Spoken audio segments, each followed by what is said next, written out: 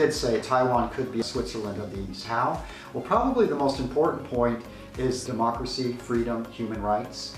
Those are a big deal in Taiwan. I've also seen in some ways in the economy, social values and arts and education, there's some similarities. Love of nature is also a big thing here, just like Switzerland. Oh yeah? Yeah.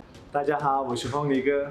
我们外国人大部分说我们爱台湾，可是这只是一句话。今天我要介绍给你们我的朋友大卫，他写了不是一本，2本关于台湾的书。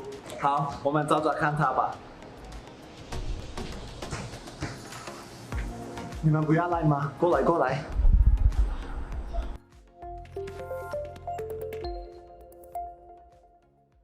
Hi David, thank you for coming, and actually thank you for accepting me here in your office. Thank you for having me. I very much appreciate it. Here are your books, and when I saw the cover of your book, I was quite interested in contacting with you because we foreigners always say we love Taiwan, but we don't really do a lot for that, and we don't take our time to do something for Taiwan. You have 2 books, and you spend a lot of time for those, and I think that is something worth to introduce and let people know. And as he's just pointed out, I've had 2 books. I published a book about 8 years ago. It finally came out. That was the second book, Something Super. And this is more of a personal take on sort of my life in Taiwan, more personalized. There's a little bit of political discussion, but mostly it's sort of like my life in Taiwan. The second book, Taiwan, A Light in the East, that's what we're talking about today. This one was more analytical. Even though I'm analytical, I can't help but being a little bit personal. Right? Because I've lived in Taiwan for 20 years now, if you can believe that, my friends. And so I've really sort of turned over into a Taiwanese entity in a lot of ways, a Taiwanese citizen in a lot of ways. If you live right, like even the shortest time is enough. Like you have been here for 20 years, and you wrote 2 books about Taiwan. Now, so right, yeah, right. I'm looking forward to the third book. There's always a little personal angle, even when I'm talking about politics. Donald Trump in Taiwan. Taiwan is threatened by risks, independence. That's a big issue. I think Taiwan's issue is not independence. Taiwan's issue is recognition. Well, that's very true. That's very true, and that's a very good point. That is because independence in a lot of ways is not really the issue, right? Because Taiwan has never declared independence, and therefore it is not independent as Taiwan. It has a semi-independence as the Republic of China. It's seeking recognition, right? It wants to be more involved in the UN and the WHO and all the other organizations. So anyway, to return to my central question, why did I write this book? A lot of this book includes pieces that I published in the newspaper. So I didn't write them, they were already written. So I saw that there was a book waiting to be written.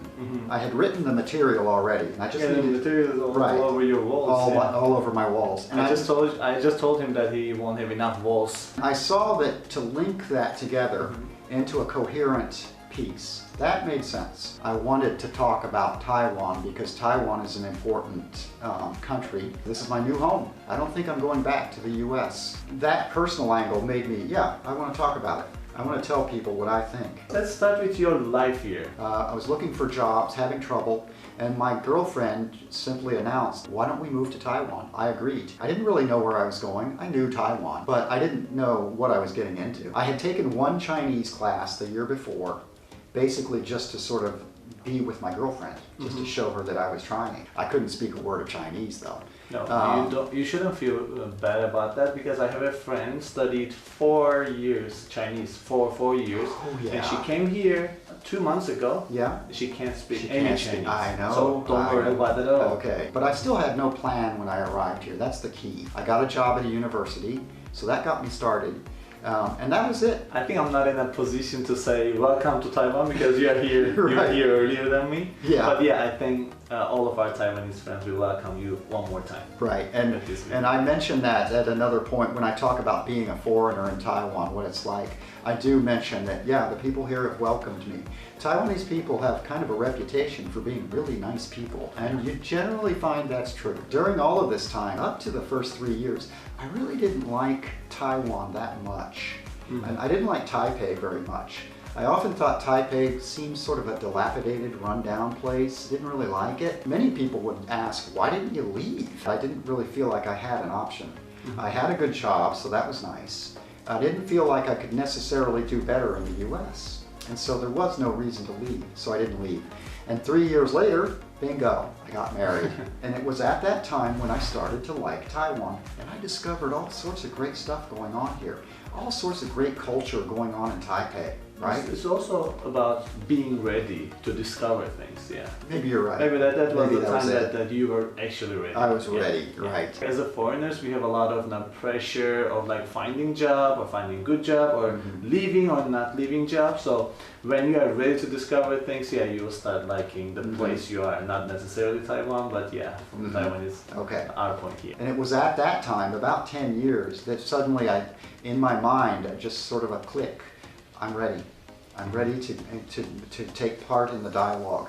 In your book, you said Taiwanese students aren't happy. Can you please tell us more about that? I wrote a paper about student unhappiness, and I did some research. I put together about 2 groups, and I actually got another teacher in another school to help me. It's a happiness group in the United States. They like study happiness, and they're always like trying to endorse the idea of being happier. And I put it all together, and I looked at it. And when I looked at those numbers that came out of the survey, and I wrote the paper, students scored low on 2 important areas, community and social support. And they claimed that they weren't getting enough of that. Oh. Now that says something about Taiwan in a way, that their feeling of community was low. Family is an important part of life here, so the family unit is really important, but the external sort of community connections, they were less. And I guess that is partially true because the family's so tight. And if you cannot socialize as a human being, you're not going to be so happy. Right. Some people in Taiwan are worried about future, and some people worry a lot actually. So what do you think about future of Taiwan? The future, right. That's one of the chapters in the book is the future in Taiwan. I'd say I'm pretty positive about Taiwan's future. It could get better. It could get better, and it has gotten better actually, and many people have noticed that, oh, the United States is much nicer to Taiwan these days, and the other countries too. Japan, Australia. The Secretary of State, Blinken, he's been real strong pro-Taiwan. I've said that the government and the politicians in Taiwan, they're sort of unskilled. Cities in Taiwan, in some ways, they're pretty good, smart cities and things like that. But you still have a lot of problem with littered environments, pollution, things like that. And even out in the country, that in the hurts. mountains. Like Taiwanese nature is like great. Yeah, right, like right, really great, right, and I think it's not promoted enough. But yeah, like seeing litter all over the place is not really nice. Yeah, so that hurts me. I think Taiwan could improve its education in the future. It's not bad now, but one thing about you notice in Taiwan when you're a student or a teacher, these hundreds and hundreds of technical vocational schools, right? And that seems to be where Taiwan has landed.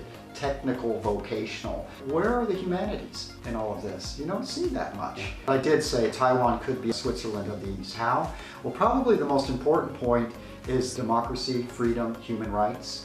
Those are a big deal in Taiwan. I've also seen in some ways in the economy, social values and arts and education, there's some similarities. Love of nature is also a big thing here, just like Switzerland. Oh yeah. I'm a very Western guy. I've never abandoned my Westernness. And you know, I got a little Taiwanese blood in my veins right now, folks. I thank you all. 谢谢你们. 我喜欢你们. 我很高兴你们来看我.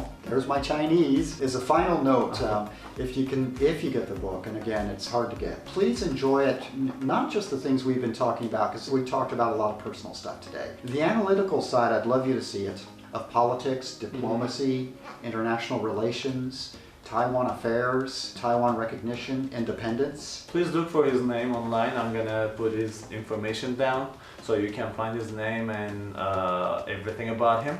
Thank you for watching, everyone. Thank you. I thank David for participating in this and giving us a lot of insights about his life and tell us about Taiwan. Yeah. So thanks, David. Thank you. Thank you, everyone, for watching. I will see you guys next time. Bye-bye. Bye-bye.